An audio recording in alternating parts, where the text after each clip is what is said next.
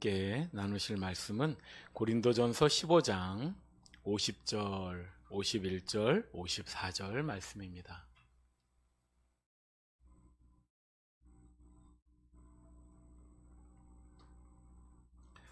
고린도전서 15장 50절, 51절, 54절 우리 같이 한번 읽도록 하겠습니다. 형제들아, 내가 이것을 말하노니 혈과 육은 하나님 나라를 이어받을 수 없고 또한 썩는 것은 썩지 아니하는 것을 유업으로 받지 못하느니라.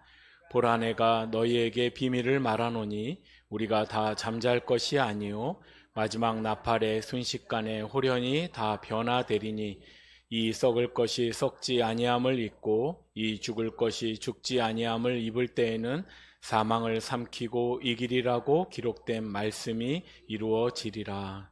아멘. 저희가 고린도전서 이제 15장과 16장 끝나는 내용을 또 핵심적인 것만 간략하게 나누기를 원합니다. 우리가 이 성경 전체 중에 고린도전서 15장이 있다라는 게 너무 큰 은혜 같습니다. 부활에 대해서 가장 구체적이고 또 자세한 내용들을 이렇게 기록을 해주고 있는데요. 이 부활은 저는 이제 교회를 처음 나가서 이제 1년 정도 지나고 부활절 때 세례를 받았는데, 이 세례 받는 부활절 때 이제 기도를 준비하고 그날 제가 섬겼던 교회 목사님이 부활절에 대한 말씀을 전해 주셨는데, 이제 그 말씀을 들을 때 처음으로 부활을 믿을 수 있게 됐어요. 그러니까 원래는 세례를 받으면 안 되는 거예요. 이 부활을 못 믿는데 이제 제가 고등학교 1학년, 2학년 때였는데요.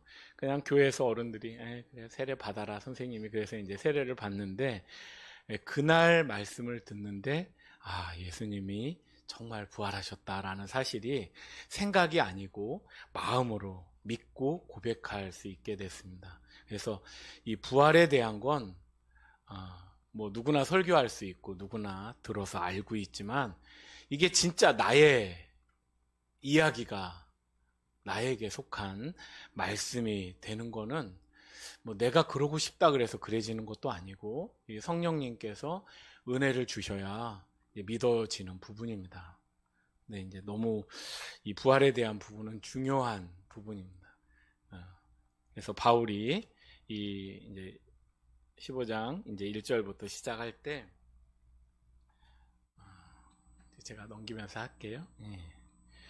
이 부활에 대해서 고린도 교회 성도님들 중에 못 믿는, 분명히 가서 부활의 복음을 전했어요. 그러면서 바울이 뭐라고 얘기하냐면 내가 너희에게 전한 복음, 요거 앞 내용이에요. 너희에게 전한 복음 전했다는 거죠. 그리고 너희가 받은 복음, 예수님께로부터 바울이 복음을 받았어요. 그리고는 바울이 고린도 교회 성도님들한테 복음을 전했어요.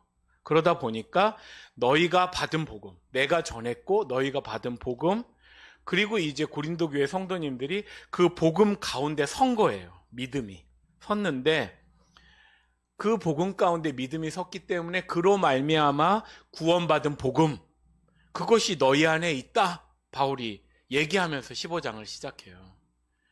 그러니까 복음의 핵심은요, 복음은 간단합니다. 뭐 공부를 많이 한 사람만 알아듣고 뭐 그러는 게 아니라 누구나 들으면 다 알아들을 수 있는 간단한 두 가지예요. 예수님이 십자가에 내 죄를 위해서 죽으셨다. 그리고 예수님이 부활의 첫 열매가 돼서 부활하셔서 이제는 우리도 예수님처럼 부활한다. 이 두 가지가 복음의 핵심이고 중심입니다. 근데 이제 지금 고린도 교회 성도님들 중에 질문을 한 거예요. 뒤에 스데바나라는 사람이 16장 끝부분에 나오는데, 이 학자들이 예상하기에 스데바나가 그 질문을 가지고 바울은 지금 에베소에 있거든요. 에베소랑 고린도는 이렇게 대륙이 다르죠. 이제 배 타고 일로 넘어가야 되는데, 이 에베소에 있는 바울한테 이 스데바나와 그 동역자들이 바울을 찾아간 거예요. 그러면서 질문한 고린도교회 성도들의 질문을 갖다 준 거죠. 그러니까 바울이 받았을 때 황당한 거죠. 내가 분명히 복음을 전해줬고 너희는 들었고 그 복음 안에 굳게 서서 이제 구원받는 상태가 됐는데, 아니 부활을 믿을 수가 없다고? 그러면서 그러면 아무것도 아니야, 우리가 이제까지 한 게 아무것도 아니야 라는 얘기를 바울이 하는 거죠. 그러면서 오늘 여기 이제 3절부터 보면요, 이 핵심적인 내용이 여기 등장합니다. 4가지 사실을 얘기해요, 바울이. 자, 성경대로가 중요합니다. 성경성.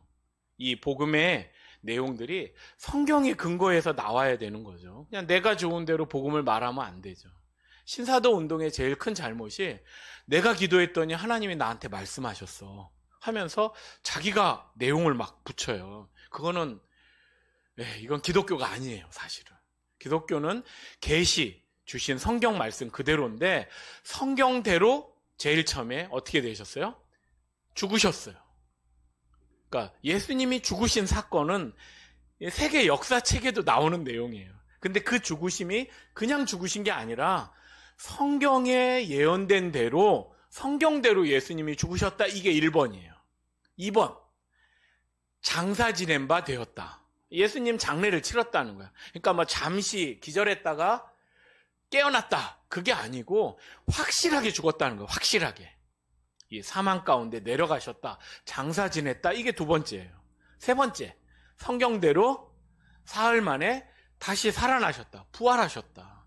이것도 요나의 표적, 다 미리 얘기했던 내용이에요. 그리고서 이제 4번째가 뭐냐면 게바, 베드로죠. 게바에게 보이시고 12제자에게 보이시고 500여 형제에게 보이시고 예수님의 친동생 야고보와 또 다른 사도들, 그리고 바울한테까지 직접 부활하신 예수님이 나타나셨다는 거예요. 보여주셨어요. 부활하신 예수님 자신을. 그래서 그 중에 500명이 있었는데, 500여 형제가 예수님 부활을 봤는데 대다수는 살아있고 어떤 사람은 죽었다. 그러니까 이 고린도전서가 기록될 당시에는 예수님을 본 사람들이, 부활하신 예수님을 두 눈으로 본 사람들이 여전히 살아있을 때인 거예요. 그러면서 이 4가지 사실, 죽으셨다, 장사 지낸 바 되었다, 부활하셨다, 직접 현현하셔서 부활하신 모습으로 나타나셨다, 이 4가지 성경성과 역사성을 가진 이 부활을 어떻게 안 믿겠냐, 이런 설명을 하는 거죠. 그러면 이제 우리는 생각해 볼 수 있어요. 우리는 본 사람 없잖아요. 그때는 본 사람이 있었을지 몰라도 다 돌아가셨어요. 2000년이 더 너무 지난 일인데, 그러면 우리는 어떻게 믿어요? 이게 성령이 오셔서 우리 안에 믿음의 선물을 주셔야 믿어지는 거예요. 예전에 제가 한번 언급한 바 있는데, 저희 딸아이가 어느 날 이제 어릴 때 그랬죠. 안 믿어진다고. 하나님은 없어. 온 가족이 난리가 났죠, 이제. 그래서 얘가 왜 이러나, 갑자기 뭘 잘못 먹었나, 그렇게 안 키웠는데 얘 왜 이러나. 당연하죠. 그거는 부모가 줄 수 없어요. 사랑하는 할머니, 할아버지가 줄 수 없어요.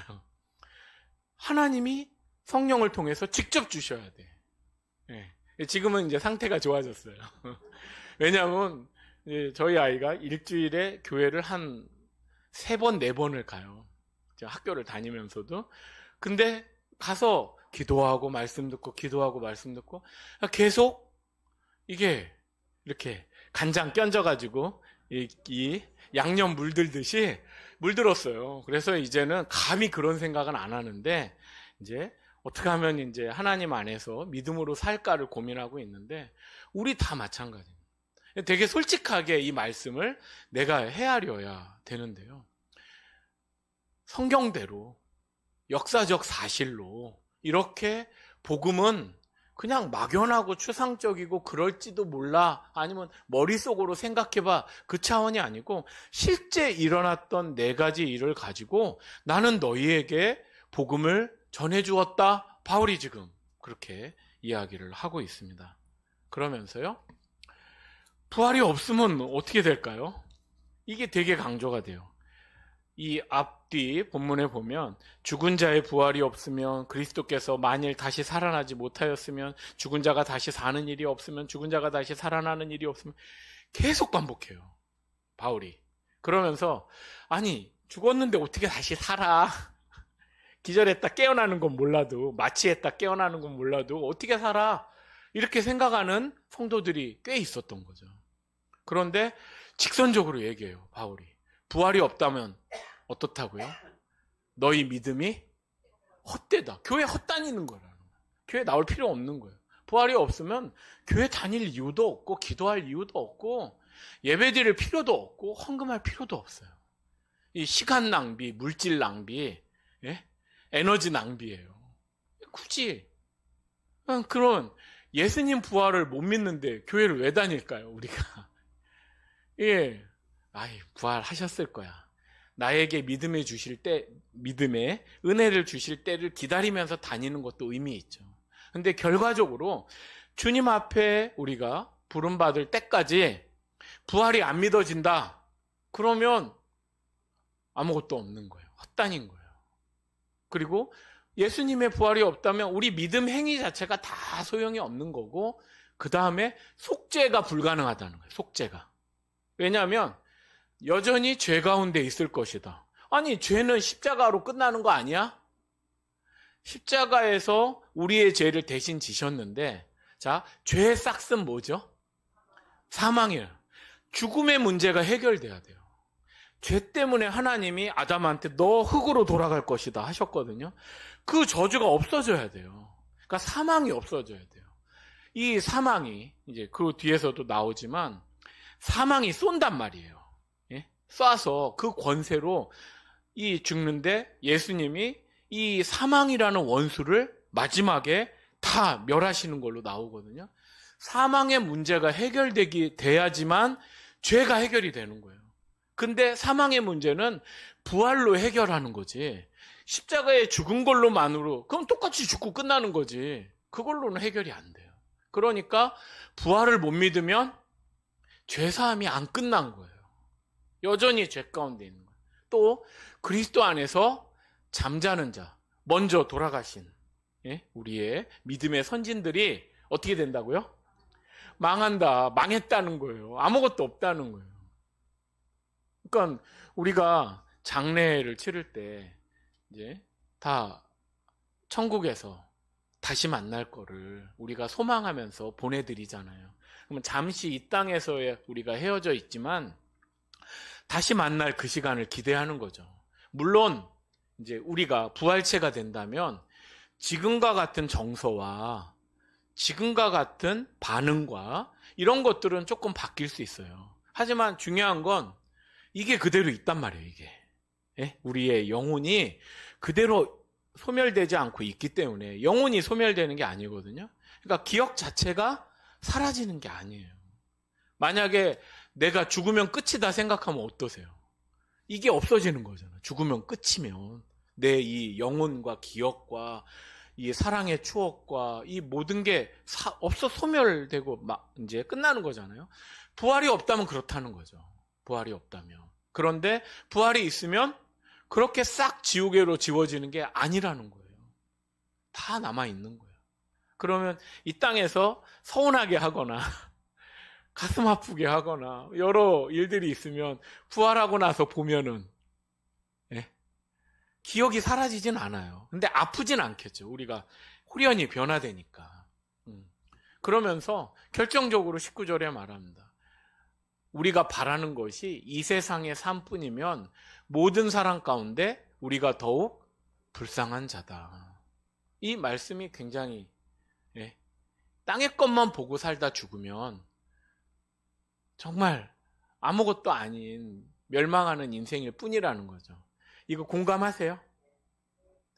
그게 이제 저도 이 말씀을 지극히 공감하는데, 근데 이제 우리가 살아가는 삶을 보면은요, 이 세상에서 하나라도 더 먹고 하나라도 더 보고 하나라도 더 즐기다가 그러다 가시려고들 하세요, 많이들. 제일 친한 대학 친구가 있는데, 이제 선교사로 가 있어요. 근데 이 친구의 큰형님이 이제 몇 달 전에 소천하셨어요. 암으로, 젊은데, 장가도 안 갔는데. 돈이 많이 있었어요. 네? 시한부가 됐어요. 시한부 인생. 이제 얼마 안 남았어요. 형님이 1억이 넘는 벤츠를 사셨어요. 벤츠를 사가지고는, 그래서 죽기 전에 최대한 다 쓰고 가겠다는 거예요. 테레비도 막 1,000만 원이 넘는 TV로 집에다 바꾸고 벤츠를 사셨는데, 그 벤츠 몇 번 못 타셨어요. 그리고는 이제 호스피스 병동으로 가시는 날, 이제 제 친구가 막내 동생인데, 막내야, 나 내 차 타고 가면 안 될까? 벤츠 타고 가고 싶다는 거예요, 호스피스 거기를. 근데 그 환자 상태가 그게 안 되니까 앰뷸런스로 갔죠. 그게 뭐 1억 넘는 벤츠를 결국은 뭐 제 친구가 끌고 다니다, 이거 목사가 끌고 다녔다가는 쫓겨날 것 같아요. 어떻게 팔지? 이 형님 명의를 못 바꿔가지고 뭐 어떻게 지금 정리를 했을 텐데, 이 형님이 그러셨어요. 그냥 이게 뭐냐면 가족이 다 아팠거든요. 어머니 권사님 치매로 기억을 못 하시고, 여기 형님 시한부 인생 받았고, 그 다음 동생 또 시한부예요, 지금. 그리고 막내가 이제 제 친구인 선교사인데, 하나님한테 화가 났어요. 그래갖고는, 왜 우리는 어머니, 아버지 일찍 돌아가시고, 어머니가 그 아들들 다 키웠는데, 동대문에서 일해가지고, 제가 그래서 20살 때부터 친구여서 그 집에 자주 왕래를 했어요. 근데 이 형님이, 왜 우리는 믿음으로 살았는데 우리 집 왜 이렇게 다 풍지박산 된 거냐.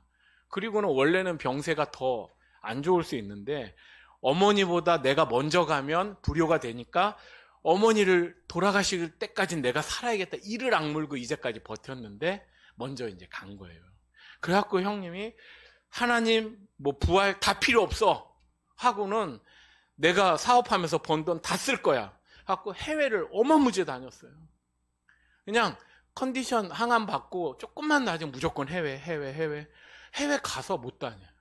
공항에서 내려서 호텔에 있다가 조금 낮으면 한 군데 갔다 와서 다시 누워있고. 그게 이 세상의 삶을 보니까 그런 거예요. 근데 하나님이 돌아가시기 바로 한 주 전에, 이 아들이 어머니가 기도한 게 있는데, 돌아가시기 바로 한 주 전 이제 토요일 주일이 됐는데, 제 친구가 계속 이게 잠시 선교 내려놓고 안식년으로 와서 병간호를 했어요. 근데 형님이 예배 막 소리 지르고 막 다 욕하고 막 그랬거든요. 근데 병실의 TV에 이제 친구가 일부러 예배를 틀어놓은 거예요. 그러니까 형님이 일주일도 안 남은 상황이었는데, 이리 와라 해서 같이 예배를 드렸어요. 그러니까 막 그러면서 옛날에 좋았던 형의 모습으로 돌아간 거예요. 그리고 한 3일 있다 돌아가셨어요. 근데 그 3일 동안 불화하던 가족들 와서 다 인사하고 축복하고 기도하고 예배하고 그러면서 돌아가셨어요.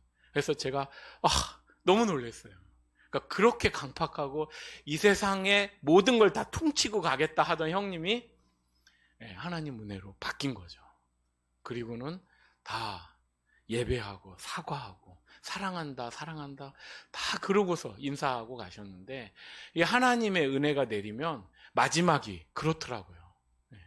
근데 또 그게 아니면 목회자일지라도 끝까지 돈 하다가 가실 수도 있어요. 이게 누구도 장담할 수 없어요. 중요한 건 정말 정직하게 내가 부활의 산소망이 있다 하면은요, 어서 가고 싶죠. 어서. 그냥 이제는 몸도 다 망가지고, 이제는 세상에서 더 기대할 것도 없고, 아침에 눈 뜨면 다 피곤하고 수고로운 하루인데, 그냥 주님 곁으로 나를 데려가 주시면 좋겠습니다, 이 마음이면 뭘 욕심내겠어요. 오늘 뭘 하나라도 더 먹고, 하나라도 어디를 더 해외를 가고, 하나라도 더를 하려고 하겠어요. 그거보다 정말 보람되고 의미 있고 주님이 기뻐하시는 시간을 보내다가 가야 되지 않을까요? 이게 진짜 부활 신앙인 거죠. 그러면 이제 내 마음을 한번 헤아려 봐주세요. 우리 다 아는 내용이에요. 정말 내가 그냥 이 내용에 맞아, 동의합니다. 동의는 했어요, 머리로. 그런데 실제 내가 살아가는 삶은 부활하고는 별로 상관없어. 그게 나한테 될까? 진짜 내가 변할까? 예? 그냥 이러다가 다 끝나는 거 아니야? 그러면 이게 아닌 거예요, 아직. 복음이 안 된 거예요. 그래서 바울이 이걸 계속 강조하는 거예요. 부활이 없다면 진짜 어떨 것 같아? 너희들 부활이 없다고 생각하지. 그 결과가 이거야? 이렇게 바울이 말한 거죠. 그러면서 이제 부활은 어떻게 되냐 했을 때 한 사람 때문에 된다는 거예요. 자, 사망이 한 사람으로 말미암아, 아담이죠. 아담 때문에 우리 인류 안에 죄와 죽음이 시작되었다면 부활도 한 사람, 우리 예수 그리스도 때문에 된다는 거죠. 그래서 아담 안에서 모든 사람이 죽게 된 거예요. 이어지게 그 사망의 저주가 모든 사람에게 죽어서 흙으로 돌아가야 되는 저주가 임했는데, 이제 그리스도 안에서예요. 그리스도 안에서를 빼면 안 돼. 모든 사람이 삶을 얻는다. 그리스도 안에서만 삶을 얻는다. 그러면 그리스도로 말미암아 내가 부활한다라는 게 안 믿어지면 아직까지 그리스도 안에서가 안 되는 거예요. 이거는 돈으로도 안 되고 사랑으로도 안 되고 마음으로도 안 돼요. 주님이 은혜를 주셔야 나에게 이런 일이 일어나요. 이 믿음이. 그러면서요. 자, 부활할 때 어떻게 되는지 설명합니다. 육은 어떻게 해요? 하나님 나라를 받을 수 없어요. 썩는 것은 썩지 않는 것으로 될 수가 없어요. 그러면 우리는요? 우리는 뭐죠? 썩는 거죠. 예? 썩는 존재죠. 썩는 존재인데, 근데 이제 썩는 거는 썩지 않는 것을 유업으로 받을 수가 없는데, 부활을 체험하기 전의 인생을 빗대어서 표현하는 거예요. 썩는 거는. 네, 51절에요. 내가 너희에게 뭘 알려줘요? 비밀. 이건 비밀이야. 비밀. 비밀은 누구나 다 알 수 있는 건 아니에요. 알 사람만 아는 거야. 이 비밀이 이미 글씨로 다 나와 있는데 뭐가 비밀이야? 실제 내 삶에서 나에게 적용이 되고 일어나는 비밀. 이 비밀은 뭘까요? 자, 마지막 나팔. 우리 예수님이 재림하시는 날에 마지막 나팔에 어떻게 해요? 순식간에 갑자기 싹 일어나는 거예요. 호련히. 이게 기적적인 거죠. 호련히. 내가 썩을 육체예요. 병든 육체예요. 그리고 이미 죽은 육체예요. 그런데 순식간에 그냥 이렇게 1%부터 1, 2, 3, 4, 10, 20, 30, 90, 100 딱 되는 게 한 방에 쫙. 예? 순식간에 호련히 싹 변하는 거예요. 싹. 이 얼굴일까요? 어쩔지 모르겠어요. 응? 근데 우리 몸이 썩는 몸에서 썩지 않는 하나님 나라의 유업을 받는 몸으로 이 몸이 바뀐다는 거예요. 소멸되는 게 아니에요. 그러면 먼저 떠나신 어르신들은 어떨까요? 새 몸을 주시는 거예요. 그래서 이제 먼저 떠나신 분들이 부활의 몸을 입고요. 살아서 주를 보는 사람들이 부활의 몸을 입게 됩니다. 그러면서 변화된다. 믿으시나요? 네. 이게 저절로 되는 건 아니에요. 이게 나에게 일어나는 일이 될지 안 될지 모른다? 아니요. 지금 예수 그리스도 안에 내가 있으면 되는 거예요. 근데 지금 그러면 좋지? 아직은 조금 희미한 거예요. 아직은. 그래서 이 썩을 것이 썩지 아니함을 잊고 죽을 것이 죽지 아니함을 잊고 사망을 삼키고 이긴다. 예, 이게 주님이 주시는 말씀입니다.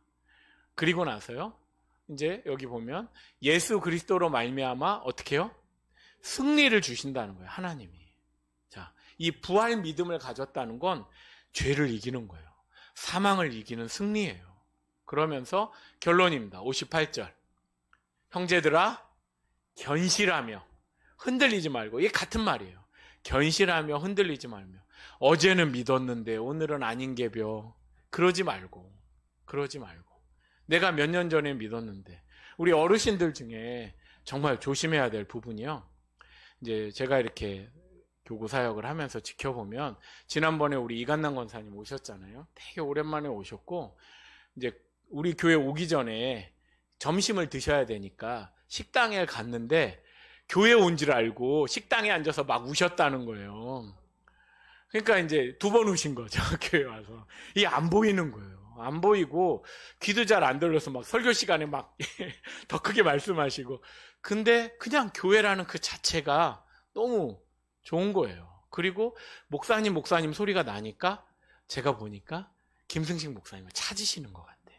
계속 두리번 하시면서, 예, 노 목사님도 보고 저도 봤지만 이제 진짜가 아니야. 진짜가 나오기를 기다리고 계시는 거예요. 김승식 목사님 찾으시는데 지금 뭐 권사님 설교가 뭐 들리시겠어요? 마이크로 해도 안 들려요. 근데 그게 이전에 그게 남아 있는 거예요. 근데 제가 이제 이렇게 아는 권사님들 중에서 편찮으셔서 교회를 이제 몇 년을 못 나오시다가 또 그러다 병원에 계시다가 소천하시면 신앙이 희미해지기도 해요. 왜냐하면 말씀을 계속 들어야 되는데 나오지를 못하시니까. 네. 그래서 이 말씀을 계속 어떤 상황이 돼도 온라인으로라도 우리 지금 다 하니까 말씀을 계속 들어야 돼요. 이제 귀가 안 들리면 이게 큰일이야. 귀가 안 들리면 어떻게 글씨로 보여드릴 수도, 글씨도 안 보일 텐데 눈이 더 먼저 나빠지니까. 예. 그래서 견실하며 흔들리지 말고 항상 뭐예요? 주의 일에 힘쓰는 자들이 되라. 왜요? 헛되지 않을 거다. 절대 땅에 떨어지지 않는다. 지금 뭐 벌써 몇십 년 주를 섬겨오신 우리 어르신들 여기 계시는데 절대 헛되지 않습니다. 지금은 그냥 몸도 약해지고 또 은퇴하신 지도 꽤 되고 경제적으로나 신체적으로나 여러 여건들이 별로 이제 어려운 상황이에요. 그러면 옛날에 비해서는 내 자신이 그냥 궁핍하고 초라한 것 같아? 그렇지 않습니다. 이 수고하고 쌓아오신 이게 다 누적 포인트예요. 다 누적돼서 주님이 다 알고 계시고 보고 계시고 이제 부활 가운데 그냥 부활만 하는 게 아니에요. 네 공적이 불탈 것이다. 나왔잖아요. 시험하는데 공적이 불타는데 끝까지 불타지 않고 있는 자들은 상급이 있는 거죠. 갚아주시는 거예요. 갚아주세요. 그래서 이 수고가 하나도 떨어지지 않고 헛되지 않을 것이다. 어떤 신앙이? 부활 신앙이. 부활 신앙 안에서 그동안 주 앞에서 심어왔던 것들이 하나도 떨어지지 않는다. 이렇게 위로를 주시고요. 이제 16장으로 가면은요. 이제 바울이 마지막 이제 인사도 하고 연보에 대한 얘기가 16장에 나와요. 이 연보는 헬라어 레고에서 나왔어요. 레고 많이 들어보셨죠? 애들 맞추는 거. 이 레고라는 말이 헬라어로 모으다는 뜻이에요. 그러니까 모아서 이렇게 애들이 꽂아가지고 막 만들잖아요. 그러니까 이제 이 로게이아라는 말이 연보라는 뜻인데, 이제 우리 오전에 들은 그 연보, 어려운 성도들을 위해서 이렇게 모으는 거를 바울이 이미 고린도전서에서 이 연보에 대한 얘기를 해요. 그러면서 마게도니아를 거쳐서 이제 마게도니아가 그리스 북쪽, 이제 아가야 지역은 그리스 남쪽. 근데 지금 고린도는 그리스 남쪽 아가야 지역의 행정 수도예요. 원래 아테네가 수도였다가 이 고린도로 수도가 바뀌는데 이제 이 위쪽 마게도니아로 갔다가 고린도로 갈 건데 연보를 내가 갔을 때 그때 막 급하게 연보하지 말고 주일날 모일 때마다 미리 집에서 잘 떼어놨다가 주일을 지낼 때마다 연보를 모아놨다가 내가 가면 바로 딱 해서 이제 모여진 연보를 가지고서 예루살렘 교회를 도울 수 있게 해라. 이제 그 얘기가 앞에 나오고요. 그리고 이제 디모데를 보낸다. 또 아볼로 얘기도 해요. 바울은 아볼로랑 친했어요. 그래서 이게 아볼로파 바울파 막 싸웠잖아요. 바울이 얘기한 거예요. 아볼로한테 고린도 교회에서 당신을 좋아하고 그러니까 가서 말씀 좀 가르쳐 주지. 아볼로가 아니요, 저 절대 안 갈래요. 바울의 복음을, 이게 분란이 일어나니까 아볼로는 자기가 안 간다 그러고 바울은 고린도 좀 가. 그리고 이제 그런 얘기가 이 앞에 나오고요. 그리고 나서 나오는 말씀이 이 스데바나예요. 이 스데바나는요, 그냥 쉽게 넘길 수 있지만 되게 중요한 부분이에요.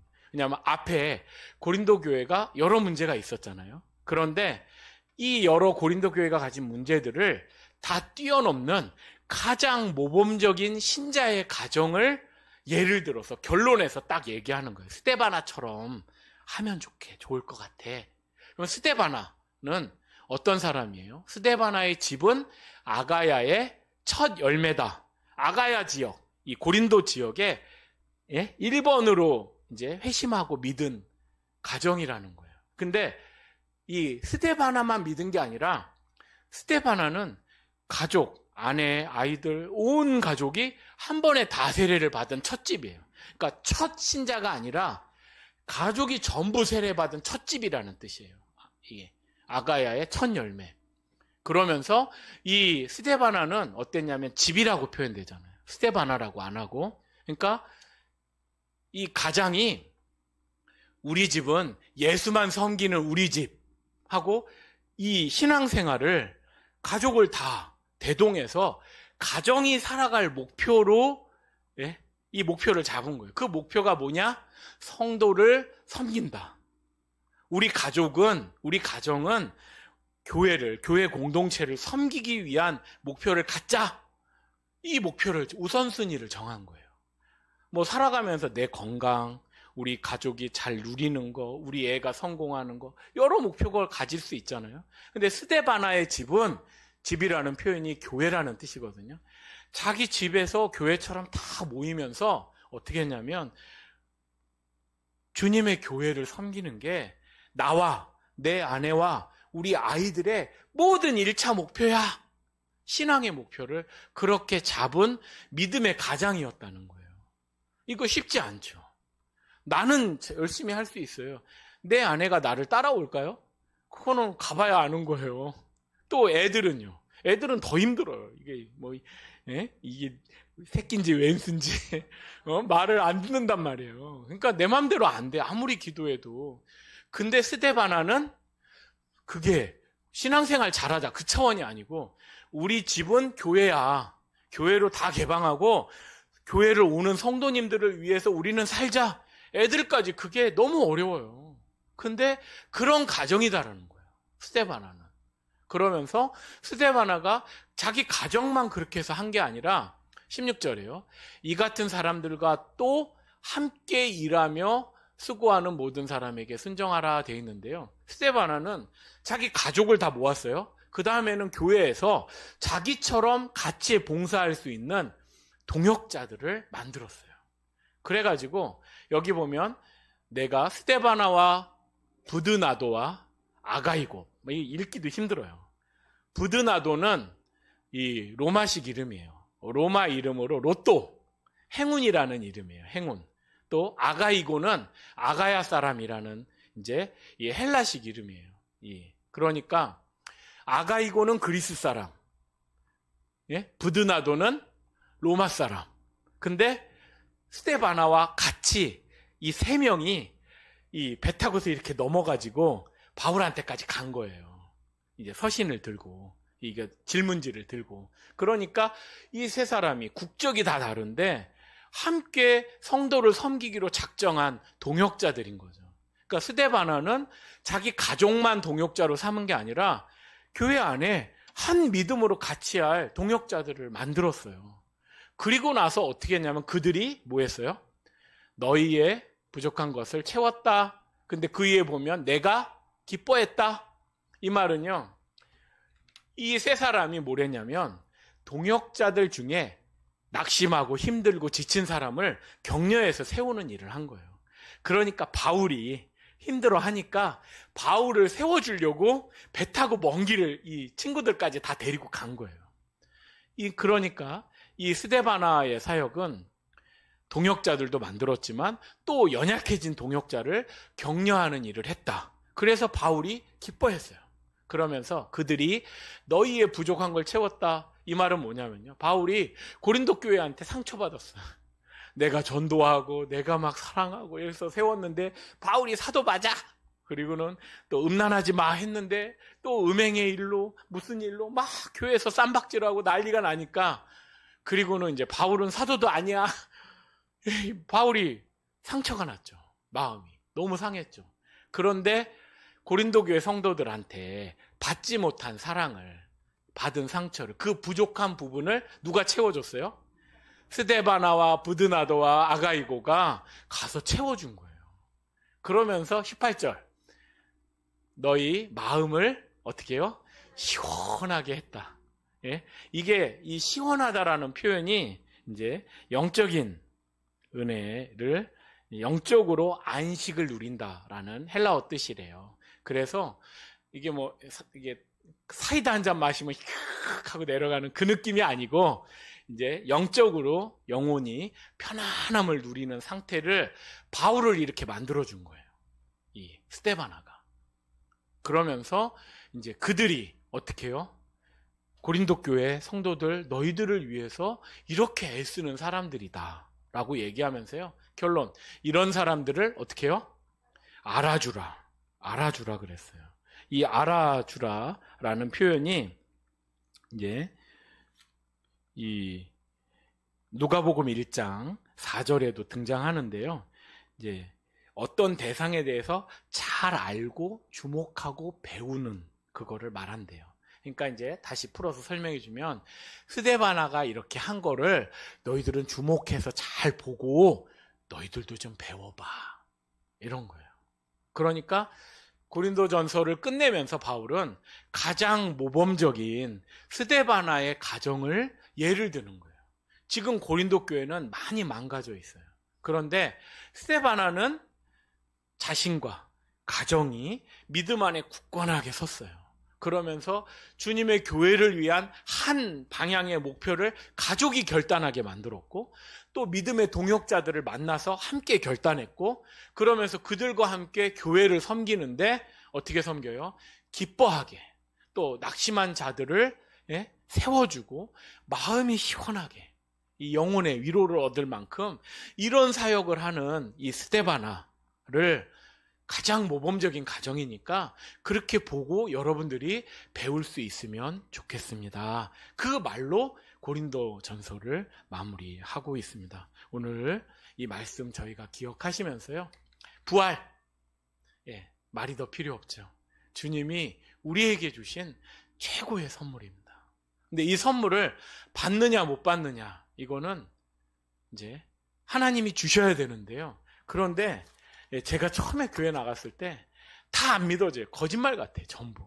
다 허공에다 대고 막 뭐라고 소리내고 막 하는데, 그 기도도 그렇고. 근데 제가 생각할 때 저보다 많이 배우고 더 훌륭한 어른들이 많이 교회에 계시는데, 그런데 저분들이 나보다 바보가 아닌데 뭐가 있으니까 저렇게 하시겠지. 그거 뭐가 있는 거를 알려면 어떻게 해야 돼요? 교회를 계속 와서 말씀을 듣고 예배를 드리면 뭔가 나도 알게 되겠지 하고, 학교 막 그 당시 억지로 자율학습 하고 가라고 맨날 도망쳤어요. 교회 가가지고 다음날 가서 한 대 맞아도 교회 갔어요. 계속 수요일도 교회 가고 계속 교회 가서 말씀을 들으니까 이게 이해가 되고, 어느 날 갑자기 이게 탁 혀가 터지면서, 기도도 방언이 아니고 일반 기도도 어느 날 탁 이게 열리는 체험을 했는데, 이 성령이 열어주세요. 그러니까 주님의 전을 사모하고 가까이 와서 말씀을 사모하고 여기 머물러 있으면 빠른 시간 안에 하나님이 이 복음과 부활의 산 소망을 우리에게 분명히 주실 것입니다. 이거가 없으면 우리의 마지막이 너무 어려워요. 다 헛되니까. 특히 우리 어르신들은 남은 시간이 장담할 수 없어요. 그러니까 더 중요하고 더 급해요. 더 복음 안에 굳건하게 서시기를 축원드립니다. 기도하겠습니다. 아버지 하나님, 예수 그리스도 안에서 저희에게 부활의 산 소망을 주심을 너무도 감사드립니다.